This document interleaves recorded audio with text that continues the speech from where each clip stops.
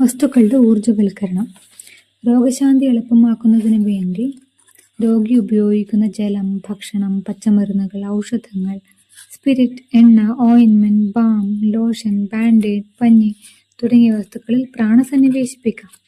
പച്ചമരുന്നുകൾ, ഔഷധങ്ങൾ, ഓയിൻമെന്റ്, balm, lotion, എണ്ണ എന്നിവ ഊർജ്ജവൽക്കരിച്ച് ഗുണവും വീര്യവും വർദ്ധിപ്പിക്കാൻ കഴിയും. സ്പിരിറ്റ് ഊർജ്ജവൽക്കരിച്ച് രോഗസംക്രമണത്തെ തടയാനുള്ള അതിന്റെ കഴിവ് വർദ്ധിപ്പിക്കാനും രോഗശാന്തി ത്വരിതപ്പെടുത്താനുമാകും. ഇതേ ഉപയോഗത്തിനു വേണ്ടി ബാൻഡേഡ്, ബാൻഡേജ്, പഞ്ഞി എന്നിവയും ഊർജ്ജവൽക്കരിക്കാം. രോഗശമന പ്രക്രിയ വർദ്ധിപ്പിക്കാനായി ഊർജ്ജവൽക്കരിച്ച ജലം രോഗി കഴിക്കുന്നത് നല്ലതാണ്.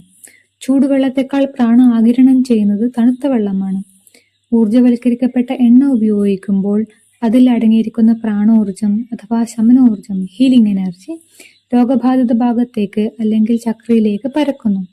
വിശുദ്ധ തൈലം കൊണ്ടുള്ള രോഗീലേപനം, അനോയിന്റിംഗ് എന്ന മതപരമായ പ്രവർത്തനത്തിനു പിന്നിലെ തത്വം ഇതാണ്.